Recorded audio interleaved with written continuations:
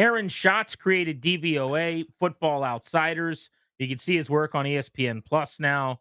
He is a analytics savant, and he's joining us here on Grant and Danny. Aaron, we appreciate the time, sir. How are you?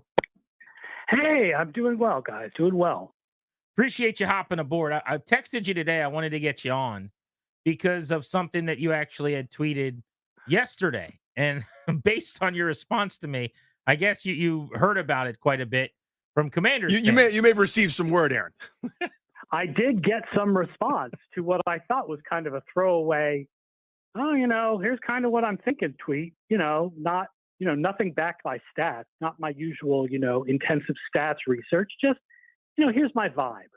So the gist of the tweet was, and I don't have it in front of me. I do. I've got it right here. All right, read it. This is Aaron. I'm quoting you, so bear with us. I keep saying that this is likely one of the rookie QBs will be very good. One will be very bad, and the others will be kind of below average and typical for rookies. It sure does feel like Caleb Williams is going to be the good one, and Jayden Daniels may end up as the bad one.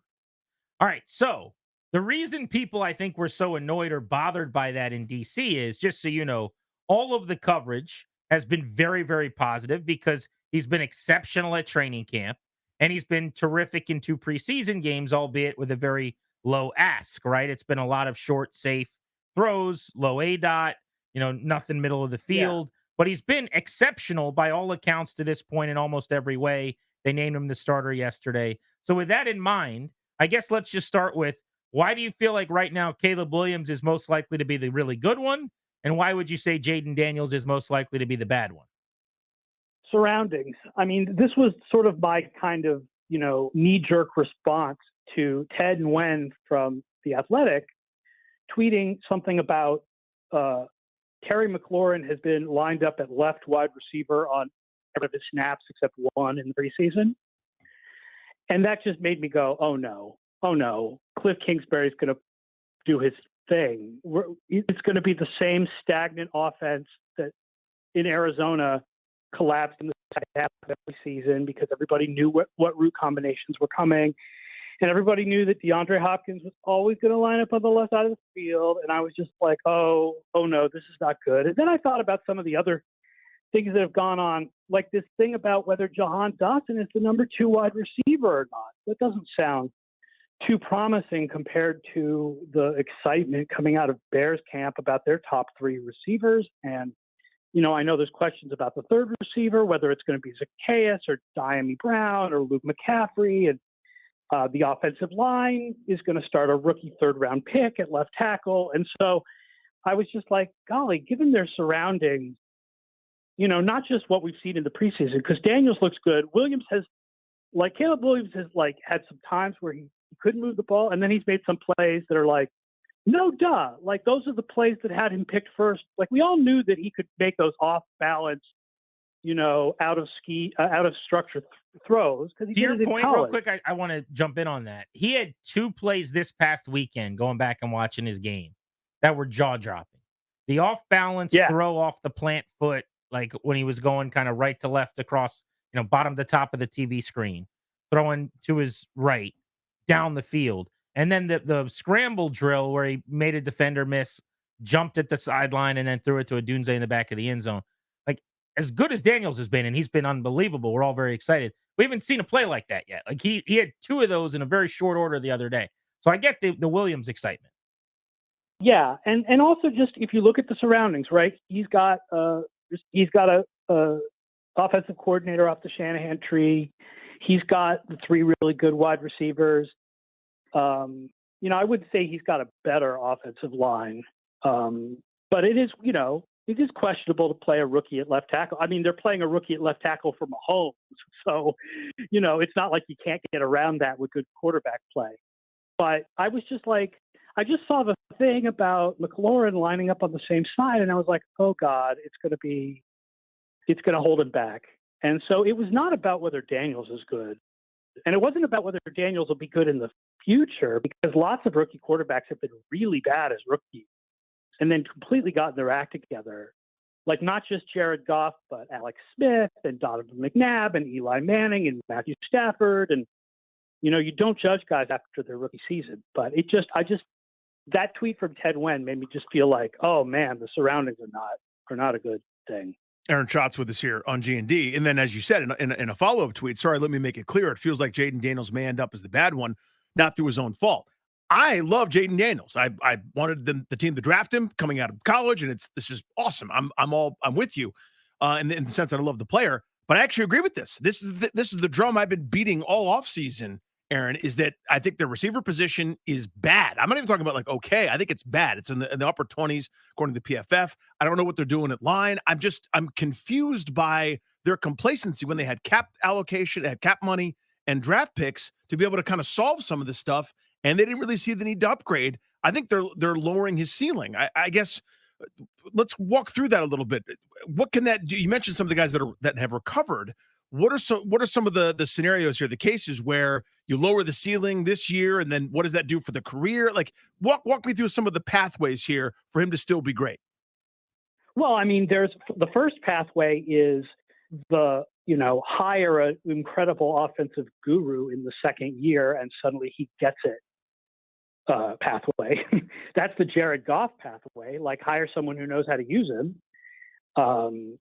There's the rest a little bit and then come back and get the act together once the offense around you has gotten a lot better. That's sort of the Alex Smith way of doing things. And then there's sometimes you just struggle as a rookie and then you get it in year two, which is more like what Donovan McNabb and Matthew Stafford did. So it's not, Daniels, I think, is a great prospect. I mean, the funny thing, the prospect that I'm kind of down on out of these 6 first rounders is actually the one who's not going to play, which is Michael Penix. But I think Daniels and Williams and May are all really good prospects. And so this was not a tweet about Daniels, his own ability or his work ethic or anything like that. Zach Ertz is like 34, and I know that apparently he's looked good at camp, but he's 34, and I know people believe a lot in Ben Sinnott, but rookie tight ends don't normally do a lot, and so there's a place where you usually give a rookie help where I'm not sure they're really above average. It's just the whole thing is I don't feel like it's set up for him to be super successful in the first year, which is a bummer because he is super talented. I want to get back to the Kingsbury part of this discussion with Aaron Schatz, who's joining us on Grant and Danny, but specific to Daniels, because it sounds like really, to sum it up, I mean, this is not a Daniels point. It's a situation point, right? You're kind of calling out the surrounding scenario less than you are discussing him and saying that it may not go well. Do you feel any more confident based on how well things have gone in practice and how he's looked in a couple of preseason games? Not against full defenses led with starters yet, but those 15 throws, or are we still at a point of the season where you're dismissive? I don't really take positive things off of looking good in the preseason because teams aren't really game planning against you, and you should be able to do some good things. It's more if you look bad against backups and a defense that isn't game planning you, that's probably a problem. But if you look good against backups and a defense isn't game planning you, I don't know if that necessarily bleeds over into your regular season. So that's my NBA Summer League corollary. Yeah. In the Summer League in the NBA, I'm like, if you don't go out and look like a stud, we got an issue probably. But if you're lighting it up, all right, you got a chance to be fine. Pretty good. Yeah. Yeah. I mean, I don't want the Cardinals were running limited route trees. And the Hopkins was always the exact same play, which made it really easy. If you wanted to line your best cornerback up against their best receiver, you knew where Hopkins was going to be all the time. You don't want to do that with Terry McLaurin.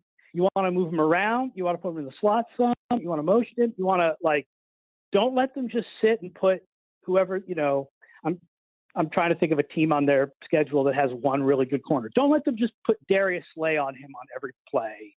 Easily, move things around a bit. What's the remedy?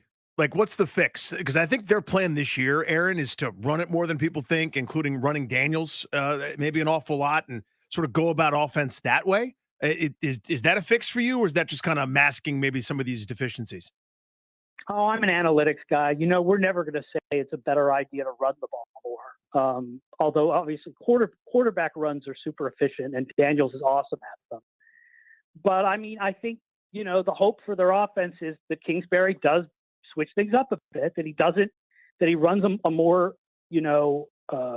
chaotic offense than what he ran in Arizona, and that one of the receivers steps up, that Dotson really has a good third year. As you guys know the reports from camp better than I do about whatever's going on, where suddenly this guy is being questioned as whether he's the number 2 receiver, but they need a good season out of him. Yeah, badly. No question. And if it's not him, they need somebody, De'Ami Brown or otherwise, to step up. Aaron Schatz is with us here on Grant and Danny. All right, then back to Kingsbury specifically. You've mentioned one side of the field having, and I remember that being a big talking point, a major problem in Arizona with Hopkins. What are some of the other weaknesses and strengths, if you've got those as well, of Kingsbury's offense that we should be looking for, areas that you either have long kind of been bothered by or that you think actually are some strengths that others might look into? There was the limited route tree. It didn't feel like everybody ran, they ran a lot of the same route combinations over and over again. And I'm trying to remember, but I don't think he was very high in using motion. I don't have numbers from 3 years ago in front of me, but I remember that being a thing. How about strengths? That many, huh? Nothing really stands out to me. I mean, well, it's hard, when Kyler Murray was having a really good first half of the season in 2021, I don't know how much was Murray versus how much was Kingsbury. But, look, one strength is he absolutely knows how to coach mobile quarterbacks, right? Because he did get a really good half a year. Really, really good half a year out of Kyler Murray in 2021. So, that is a positive strength. But look, I was surprised by this hire. I think a lot of people were surprised by this hire, and we'll see. I feel like I'm being really negative towards a guy who, works hard and has had some success, but this is a man who managed to have a losing record with Patrick Mahomes as his quarterback. That's crazy. In terms of motion, it feels like they haven't run a lot of it in the preseason. And while they were showing what felt like a decent amount of some of the wrinkles and designs, they ran tempo an awful lot. And I was going to say some of that pistol. They're just not showing anything, and McLaurin moves all over the place. That's my hope, but they didn't. Just top of my head, I don't feel like there was a lot of motion, Aaron. Yeah, that would be a hope. Is that it's just we're putting out the vanilla out there for the preseason, which is what defenses tend to do too, and that once the season comes, there's going to be a lot more moving things around and play action and interesting wrinkles and motion and all of that stuff. That would be the hope. Absolutely. Aaron Schatz, thank you, sir. We appreciate you, buddy. All right, man. It's good talking to you guys. You got it. Aaron Schatz is outstanding, really sharp number crunching analyst. Created the DVOA stat that is still ubiquitous and used in analytics communities everywhere. And more importantly than just starting Football Outsiders and now at ESPN, one of the folks who has kind of been sounding the alarm since the Kingsbury hiring. Now, I think there's two schools of thought here. Cliff Kingsbury worked with young quarterbacks, and a lot of the guys he's worked with have either gone on to have a lot of success or succeeded while he was with them. You think about Patrick Mahomes, Caleb Williams, Kyler Murray as a short list. He seems like a really good fit for Jayden Daniels in that way. Those guys all made some plays with their feet in varying degrees, dual threat type QBs. I think being around Caleb Williams last year, who's a similar age to Jayden Daniels, a little bit younger, but dealing with the exact same things in life that Jayden Daniels is, all of that is good. But there are clearly detractors, and Kingsbury, after the tough go of it in Arizona, is going to have to answer the bell here and prove that there's got to be some adjusting. A lot of those critiques that are backed by just hard, fast numbers and facts, that he wasn't creative enough, that he didn't move guys around enough, that there wasn't enough motion, that either his way works or that he has changed. Yeah, you would need that. Listen, these are smart folks talking about Peters, Newmark, Dan Quinn to a degree. That had to come up at some point. Why did you guys fall apart every second half? Your offense. What went down there? Answers, adjustments, growth in that respect. Hey, here's something and then you'd find one interview question. Give me another offensive mind that you like in the league, and what do they do that you've now incorporated into your scheme and design? Well, I love how Sean McVay has this guy in motion. I love what Mike McDaniels does. You're hoping that that's the case, Because if it's just the same thing, and this is what we talked about when he was hired, you go back and look, these are easy to find sort of predictability things or criticism things where it's Kyler Murray's in the shotgun every single play. Now, is that because he's 5'7" or because that's what Kingsbury wants to do? DeAndre Hopkins is on the left side running routes. Terry McLaurin's been there in the preseason. Is that just him playing the type and showing you that's what he wants, or is this just how it's going to be and he's just going to run his stuff because, damn it, my stuff is that good? This is one of the huge variables, kind of underrated, I would say, heading into the season.